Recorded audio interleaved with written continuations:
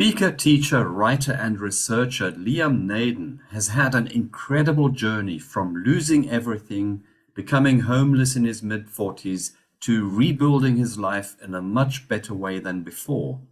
He helps understand the process for creating true success in life by utilizing the brain in a process called Neuro-State Rebalancing, NSR. Liam is also an experienced marriage and relationship coach, host of the Growing in Love for Life podcast, and author of more than 20 books.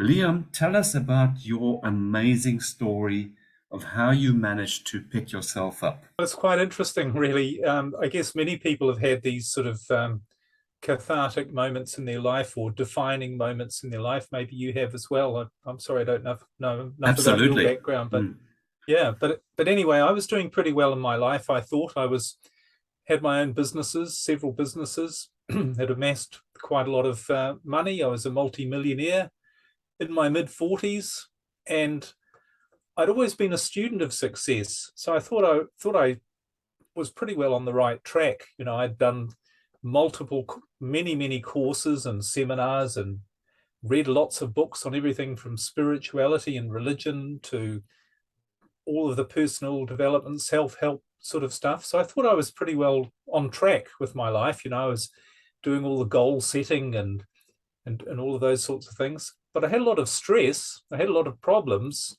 But I thought, well, that's just part of being successful. That's the price you pay. But anyway, I hit my mid-40s, and pretty well overnight, I lost everything and became homeless. And I had to move back in with my elderly mother and sleep on the sofa in her living room. You know, so I literally hit rock bottom. And I remember thinking at the time, excuse me, how could this have happened to me? This isn't on my goals list. You know, I've spent my life studying how you don't get in this situation, how you take control of your life, how you create your own reality and achieve your goals and have the vision of what you want. So it really puzzled me in a big way as to why that was happening to me. But as it was all crashing down around me, I thought, well, I don't know what to do. I'm confused. So anyway, as I made my way out of the other side, as it were, you know, crawled up from the bottom, and I started to make money again, and I started to set up some businesses because I literally lost everything, all my income, all my friends, because I moved back into a town that I hadn't been to for many years. So I didn't know anybody. I had no prospects, but things started to get better, and I started to create new businesses and earn good money again, and I found a new relationship because all that went as well. And but what I noticed was things were going in my life was really going in quite a different, it was operating in quite a different way, because whereas before it was like I'd been chasing after success. You know, I'd been pushing hard. I'd always been pushing myself to the limit, thinking, what else do I need to learn? What else do I need to do? How can I make more money? How can I achieve more? You know, it's be more, do more, have more, all that sort of stuff. But it was full of stress and problems and as I said earlier, but in this chasing for success and losing everything, what I noticed after that was, instead of me chasing success, it was almost like success was coming to me. And I guess we've all heard of the law of attraction. And I thought, you know, I'd studied all the law of attraction as well, but it was actually nothing to do with that. But what was happening was, it was as if the right ideas were coming to me on what to do, on how to make some money or do something I wanted to do. And people were showing up in my life unexpectedly, and opportunities were showing up in my life. So before I knew it, I was starting to do things things that I really enjoyed. I was making the money again that I needed. I was traveling and doing many of the things that I always wanted to do. But I remember thinking again to myself, this is really strange, because things are going really well again. I never thought they would, but they are. But the difference is I don't seem to have any problems or stress in my life. This is really odd. It's like things are just happening. It's like I'm in some sort of flow, or in some sort of state where things are just moving along really well. Yeah. So I You thought, mentioned some aspects here that you were under high stress at the time when things went downhill, and something shifted where you were obviously going into a higher vibrational field that attracted all these people that changed your life and the circumstances that changed your life. Uh, in a lot of these self-development books, you find the goal-setting books. It's mind setting, and it's doing your vision, and it's basically a lot of it is pushing the boat upstream. yeah. What was different here? Well, what I didn't realize at the time, but I made it to my mission to find out, was what was the difference? Why was I now going downstream with the river and going fast and enjoying the ride, having a fun time? Why was that happening versus trying to struggle up the river? And I'd studied all sorts of things to do with, use of the mind and positive thinking and changing your beliefs and all those sorts of things. But I thought none of those things really quite worked for me, because that's what I used to do. And that really, I had lots of stress and struggle. It's not what I'm doing now. But what I realized, or what it led me to realize, is what I was doing differently is I was somehow operating from a different part of my brain. And the way I cottoned onto this, the way I came onto this idea, I thought it suddenly occurred to me that really I'd overlooked a very fundamental aspect of how things work, and that is we all live in a biological world. We're actually governed by biological laws. There's the law of gravity, which means that if you walk out the door or walk off a cliff, you're going to fall down. And it doesn't matter what positive thinking you've got or what beliefs you have, that's going to happen. So I thought, well, is there a biological law for how we operate as human beings beyond the gravity and all those sorts of things? And it turns out, if you look at the natural world, there is a biological law, and it's actually what I call the law of thriving. It's not the law of surviving, it's the law of thriving, because all of nature is designed through pure biology to do one thing, and that is to thrive. Because the purpose of biological life is to survive, and the best chance it has of doing that is by thriving, by being the best that it can be. So if you look around nature, if you really look closely at the way nature is operating, you see everything as being the best that it can be. In fact, someone recently described something I was reading where it said, nature has a 98% success rate. Virtually all of nature, whether it's all living things, plants, animals, organisms, they are doing what they're supposed to be doing. They are fitting perfectly into their environment. They are being the best that they can be, so that they are striving and giving themselves the greatest chance for survival. That's a very interesting point. Very interesting point, because I find my walks in nature, I do a lot of hiking and spend hours in nature every week. This interconnectedness of everything, which which appears to have been lost in our modern world. This disconnect from nature seems to be one of the major problems we're having. Yeah, but it's interesting, isn't it? When you do look at nature, you allow yourself to really look at nature. And how many people have ever sat down and really looked at nature, spent 5 minutes looking at a bird, just observing a bird, or looking at a leaf? You could spend your life looking at a leaf and never get tired of the absolute incredible perfection of what you're looking at. We just don't do this, and we forget it might not be all we are, but we are biological. We fit into a biological world, and we have a biological functioning. And of course, the biologists have a word for this perfection, or perfection of organisms. They call it homeostasis, which means every organism is functioning optimally at its best. And that's what all of nature is striving to do. But of course, the funny thing is that whereas nature is 98% successful, being the best that it can be, being what it truly is, being what it's designed to be to its fullest, so that it has the greatest chance for surviving, there's only one species that's not like that. And that's us. We're Absolutely. 98% unsuccessful. How many? There are only 2% of people who are happy, who are feeling that they're being the best that they can be, living truly a life to their full potential. If you were to ask the average person in the street, or maybe most people wouldn't even know what you're talking about if you ask this question. But if you ask somebody, are you your happiest that you can be? Are you being the best that you can be? They'd probably say, no, how could I be happy? I've got all these problems to deal with. I've got all this stress. There's too many things going on in the world. There's too many, disasters. It's impossible to be happy.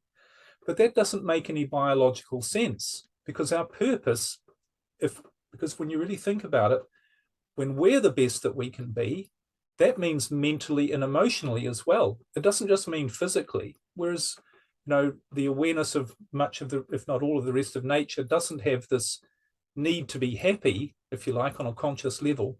We do. It's part of our biological makeup.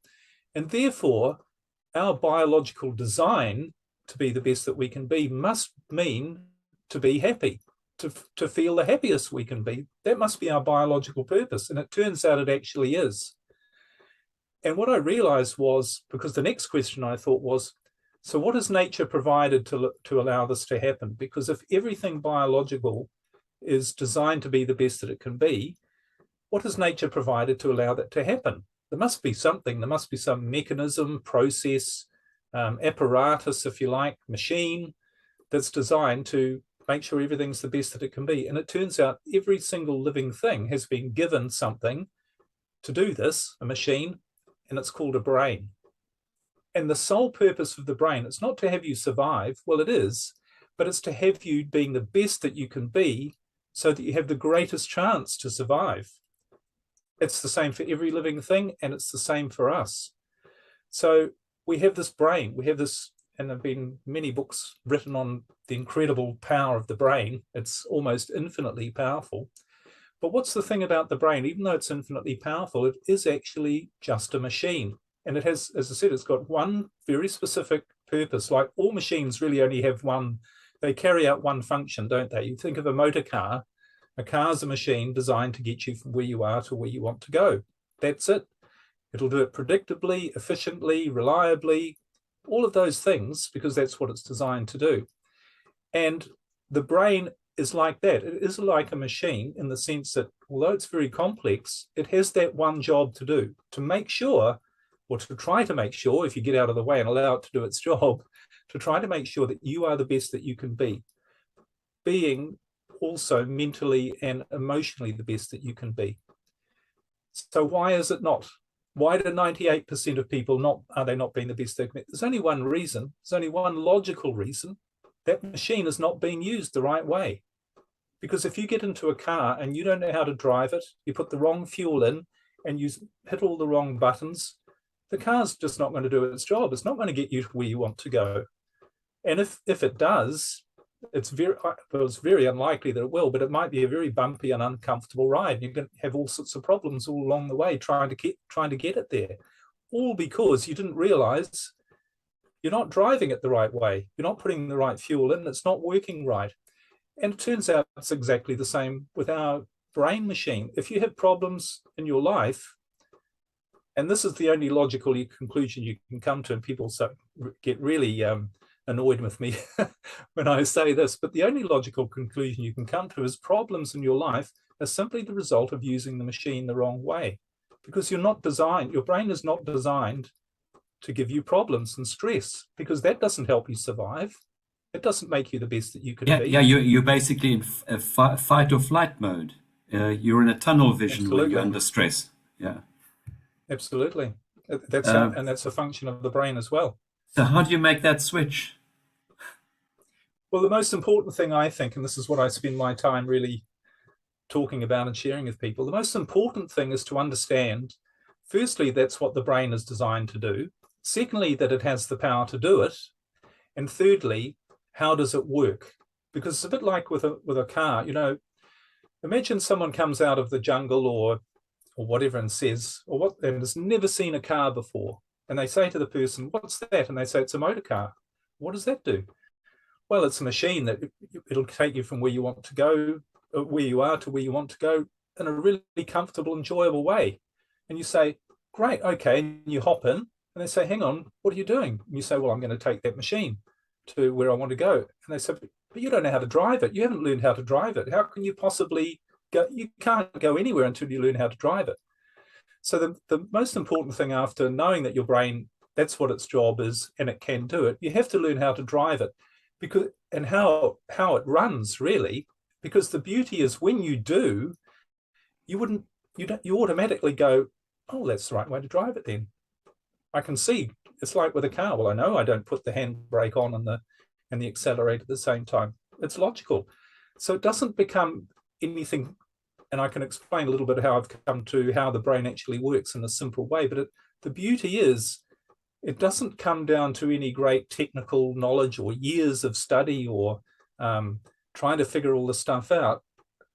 You need to learn a few simple things, because like a car, your brain does operate in a way that you are actually supposed to be able to use it. You don't need 20 years study to be able to use this machine that we've all been given. So I think that's the most important thing, is just to understand how it works and then start to use it the right way. And then you're going to get the results you want, that it's designed to give you, basically. So how does it work? Well, basically, I mean, science has come up with all sorts of technical descriptions of the various parts of the brain, and I've broken it down into a model which has got all the scientific terms behind it, but it's a simple way to understand how the brain works. And essentially, there are four parts. The first part's the thinking brain, and this is the part everybody seems to use to try and figure out their life, but it's not actually what the thinking brain is designed to do. The thinking brain basically just takes all of the information that you accumulate in your life through your five senses and ideas and information that you pick up, and it operates as basically a library or a database of all of your knowledge that you've collected. So that's the thinking brain. The second part of the brain is what I call the feeling brain, or the emotional brain, and this is responsible for obviously how you feel. This generates in the form of chemicals, sometimes called hormones or neurotransmitters, more correctly, to determine how you feel on a moment-by-moment basis. The third part of the brain is what I call the survival brain. And I should say, these are all separate physical locations in your head. I could tell you all the technical terms, but I don't think your listeners, it's necessary to know what the technical terms are. But just to know, this isn't just an idea. These are actually physical locations where science has identified that this is the function of this part of the brain. So after the thinking brain, the emotional brain, we have the survival brain. And the survival brain, what this does, as the name suggests, it manages everything to do with keeping you alive on a moment-by-moment basis. So it manages all of your automatic functions, like your breathing, your heart rate, and all your organs, and make sure everything functions. But there's one other really important part of the survival brain, or that's managed by the survival brain, and it's what you mentioned earlier, the fight, flight, freeze mechanism. Because actually, when you really think about it, if we're designed to live being the best that we can be, what does that really mean? That means most of the time, we're supposed to be really happy. We're supposed to be passionate and grateful and energized and loving and coming up with great ideas, being inspired, being creative, thinking, here's some, I didn't think of this before, coming up with inspiration, as I say, and also the right people showing up in our life, the right circumstances, making the right decisions, being all of those things. That's our natural state. That's us being biologically the best that we can be. And funnily enough, the interesting thing is, if you're in this tunnel vision, you might have those people around you, but you won't be seeing them. And it's because of how you're using your brain. Yeah, it's all you won't be seizing the opportunity that's lying right in front of you. Exactly right. Because what actually happens, this state, which I call your natural creative state, it is the way you're supposed to live all the time. That is you being the best that you can be. And also, not only do you feel great, but your body is functioning better. When you feel happy, all of your organs are working better. Your waste and digestion are working better. People, when they get depressed, one of the things that shuts down is their digestion, because they don't, and that's why they don't feel hungry often when you're depressed. Yeah. But what do you say about the conditioning from the external world, media, uh, immediate friends, associates, parents, Well, family history that pushes you in a certain direction. well, if I could just go on to explain the fourth part of the brain, I think that will Okay, answer that right. question. Because it's like what I was saying before. When you see how the brain works, then you go, so many questions are answered about what I should do and the cause of everything, really. So essentially, if you can take on that, this is the way you're supposed to live. You're supposed to be feeling in this great state, except for one and only one circumstance, and that is if something unexpected comes into your environment that is a threat to your survival, something that could harm you or even kill you. And if you think back to prehistoric times when the brain was sort of created, if you like, it was designed. There were lots of dangers in those times. Walking along the forest, the lion would jump out from behind the rock. So what actually happens in those very rare instances is the brain has a mechanism to deal with that threat to your survival. And it's what you mentioned earlier, the fight, flight, freeze mechanism. But that is actually a function of the survival brain. So what happens is a lion comes out at you and your brain, actually your emotional brain is where it starts. It recognizes that this is a threat to your survival, and it sends a signal in the form of chemicals which create fear, stress, worry, anxiety.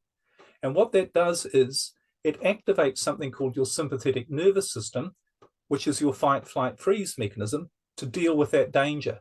So the lion's running at you, the brain says, danger, immediate threat to survival, activate the survival brain through fear, jump out of the way, or run away, or shout out for help, or fight, whatever it is, to deal with that danger. So that's what your brain actually is designed to do, so that you go back, so that you eliminate that danger as quickly, without thinking, doing all of your energy to just get rid of that threat. So you go back as quickly as possible to living in your natural creative state. But what happens is, and here's the crux of what you're saying, is when you're in that state, when your brain has activated your sympathetic nervous system, when you're feeling fear, stress, anxiety, worry, all of those things, because the fourth part of your brain, the one I mentioned earlier, is your creative brain. And that's the part that's supposed to be managing your life, making you feel the best that you can be, except for when the lion's jumping out at you. So what happens is when the lion does jump out at you and you feel this fear, stress, worry, and anxiety, your brain takes all of the resources that it can from every other part of your body and the rest of your brain, all of that energy directed to dealing with that immediate threat. So what's one thing that it does? It actually shuts down your creative brain. It doesn't need that energy, because remember, the brain uses a lot of energy. So it blocks off the resources in your creative brain to deal with this immediate threat. And as you say, one of the things that it does is it limits your awareness to this. It brings down, instead of you having this broader awareness of who you are and what your environment is, it's looking at the problem. It's looking for a problem.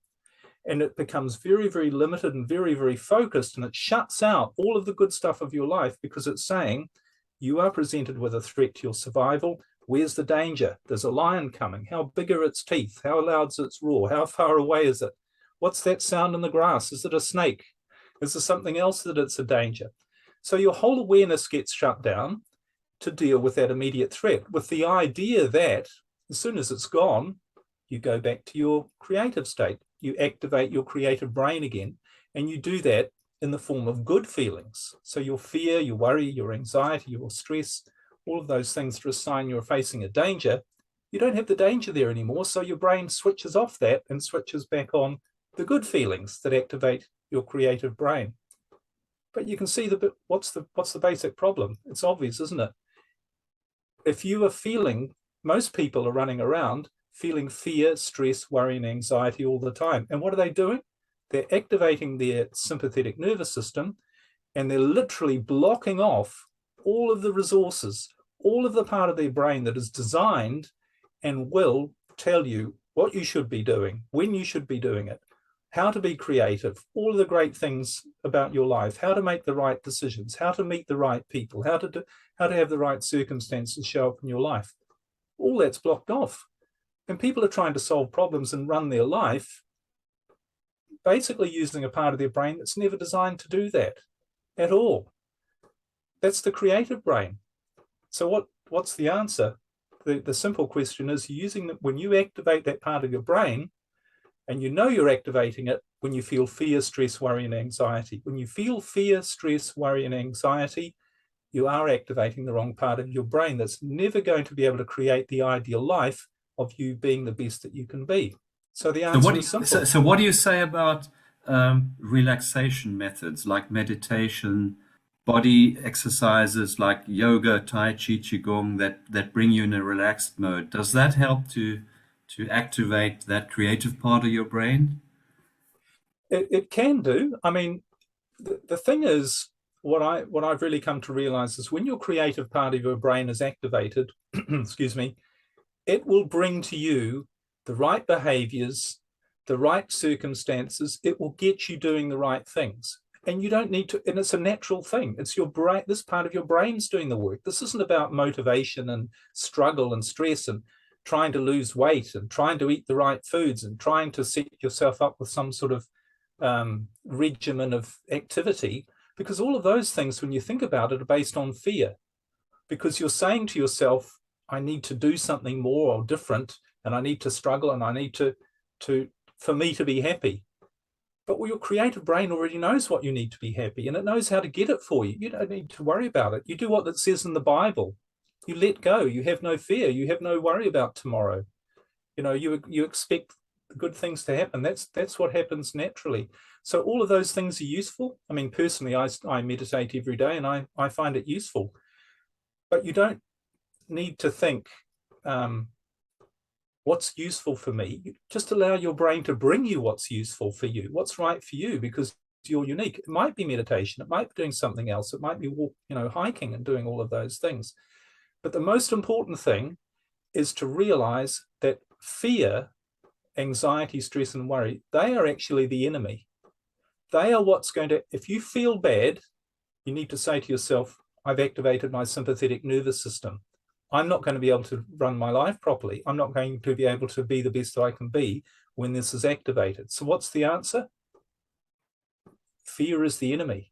Whatever I can do to stop feeling bad within reason, we're talking about natural things here, that's what I need to be mindful of. It's a bit like someone comes along to you and says, here's some hydrochloric acid, have a drink, it's beautiful. You say, I'm sorry, are you a bit strange? Don't you realize that it'll kill you?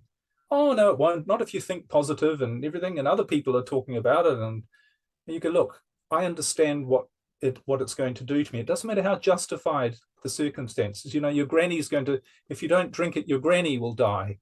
Or I'll give you $1 million if you drink it, whatever. Look, I'm sorry.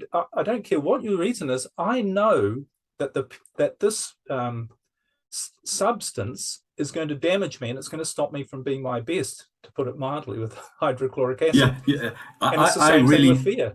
Yeah, I really see emotional shifting as a useful tool. You feel that fear, you replace that fear with a positive feeling, like love, like gratitude, like abundance, beauty, or the melancholy feeling with a feeling of a happiness moment that comes into mind. Well, I think one of the main things, and I'm sure it sounds like you're very similar in what you teach as well, but one of the things I teach to people is to say, you've really got to look at your environment and say, what am I allowing into my life that makes me feel bad? Because we have a total choice. We do have a choice. And when you realize what the stakes are, so that means I'm not going to watch that news program or whatever it is, or that makes me feel bad. I'm not going to talk to that person who makes me feel bad. I'm not going to have that conversation that makes me feel bad. I'm not going to do that work, that job that makes me feel bad. It's about setting boundaries, isn't it? It's not even healthy boundaries. It's you realize this is the hydrochloric acid of your life, is fear. And we have the choice, and people say, well, I can't, I've got all these problems. And, relationships. I do relationship coaching. A lot of my coaching is helping people realize they're in the wrong relationship. And the only thing stopping them from from leaving that is fear. They're worried about the future. What stops people from quitting their job that they hate for 30 years? Fear. They're worried about the future. But Agree totally with you, Liam. I've This had was the 2 great thing. divorces, Yeah, and the me too. only regret I have from those 2 divorces, I didn't leave the relationship early enough. Well, that's where, with the benefit of hindsight, when you're using your creative brain, you see actually that everything that happens to you is a gift. And therefore, there are no problems, really. And if at the time you feel, this is really horrible, I wish it wasn't happening, from a different perspective, maybe it's the best thing that ever happened to you. And the different perspective comes from using your brain the right way.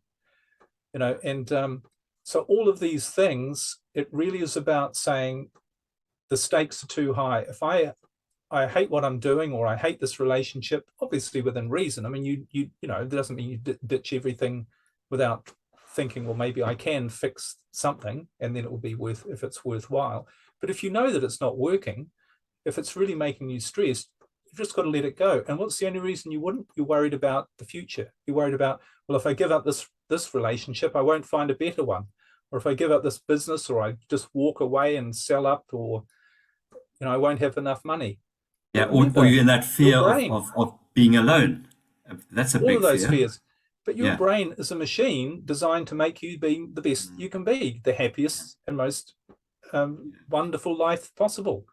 It's going to do the job for you. And that's, as I say, what happened to me. I was worried about, what am I going to do? When I stopped worrying about it, my brain said, right, well, I can get doing my job now, which is to get your life sorted. And all those things and when you think about how often mistakes in our life, or things that happen that aren't good, they're often or usually because we're afraid and we make the wrong decision because we're in a fearful state. You can't make the right decisions in a fearful state because you're using the wrong part of your brain. So that's why, fear is, and we have a very huge, we can control what comes into us and how we feel to a much greater degree than we think. It's just whether we think the price is worth it. But when you understand how your brain works, you realize the price is worth it. And then, of course, once you've stopped putting all this negative stuff in, you might still feel bad about things. Things might trigger you. And the trick there, and this is what I do with Neuro-State Rebalancing, is to say, why is my brain making me feel bad about this? Why is the thought of the stock market going down, why does that make me feel bad? It's not a threat to my survival. It's not going to harm me here and now, but somehow my brain has been trained through a lifetime of bombarding with all of these ideas. Our brain has been trained to think and to associate that with real danger to your life, where it's not true. So you need to start seeing, or get your brain to see, the difference between the real lions and the imaginary ones. And 99% of them are imaginary. And it's like we're walking around and we see lions everywhere. They're just not there. It's a trick from our brain that has been programmed in from birth. We're imagining the worst scenario, which never happens. We do. That's our brain does. Yeah.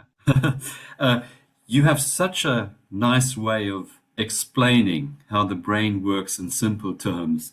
I think your messaging here is so important for our time, where we are literally bombarded with negativity. And only if we allow it. You don't need to be. I don't see any negativity. Where's the negativity? I haven't noticed. Because everything's great. I mean, we live in this perfect, how could you say when we don't live in the most perfect world? I mean, I was talking to somebody about this recently and thought, isn't it amazing? We have this little button on our bench top or this lever, and we turn it, and we get fresh water out of it straight away. Do you realize how many people in history have ever had that, have never had to worry about water? And it wasn't so long ago. We're luckier than 99.99% of people have ever lived. And if you went back 100 or 200 years and said, we can fly around the world and get to anywhere, and we can talk to anybody in the world, they'd go, wow, if I could do all that, I'd be so happy.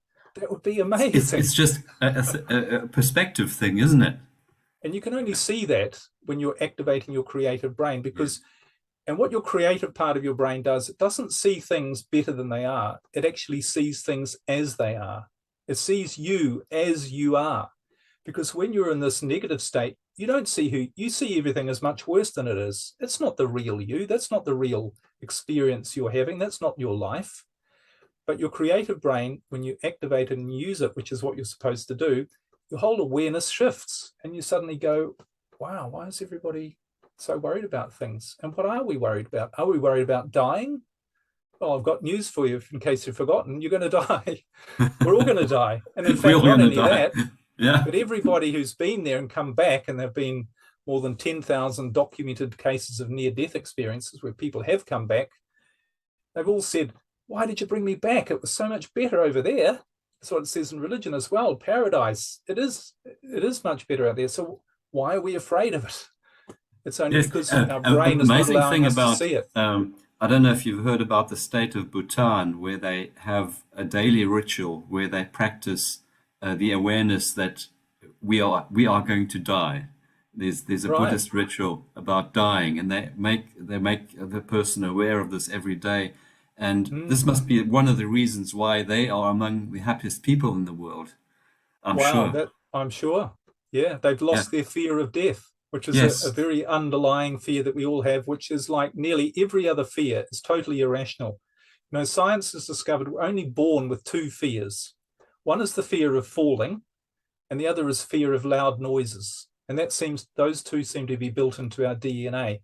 But every other fear is something that we've made up along the way, that our brain has made up through associations, you know, which, like, if a bomb goes off on the other side of the world, that means we might die because World War III might happen, or I don't know, you know, all those sorts of things. They're just all irrational fears. They're not real. You're still here. You're still in this wonderful experience, you know. Liam, it's been amazing talking to you. One last message for people who are at the moment feeling fear or despondent, are afraid of the future. One last message for these people. I think start to try and investigate and learn about who you really are, and the fact you have this machine that's designed to make you the best that you can be, to give you an amazing life. It says it in the Bible, be not afraid, more than 300 times. Don't activate your sympathetic nervous system. Be not afraid, but give no thought for tomorrow, have no fear for tomorrow, and do not worry about what you shall eat, drink, and wear. It will all be provided for you. And it will do that if you make fear your enemy. Not that we should have enemies, but, you know, and just try and take this, make a few conscious decisions. I'm not going to watch that. Doesn't matter how important I think it might be. If it makes me feel bad, and just try it, and gradually you'll start to see that you don't need all of those sorts of things, and you'll start to see some little miracles show up in your life. You'll get some better ideas, and then you'll start doing what we all should be doing, which is trusting ourselves, trusting our brain, trusting who we are. And like we said right at the beginning, then you go with the flow of life. Don't resist it. You don't get anywhere resisting what is. Go with the flow, go down the river and have a great, enjoyable, exciting experience, which is what we're here to have. Thanks so much, Liam. Thanks so much for your important message. Thank you for having me. It's been really great talking to you.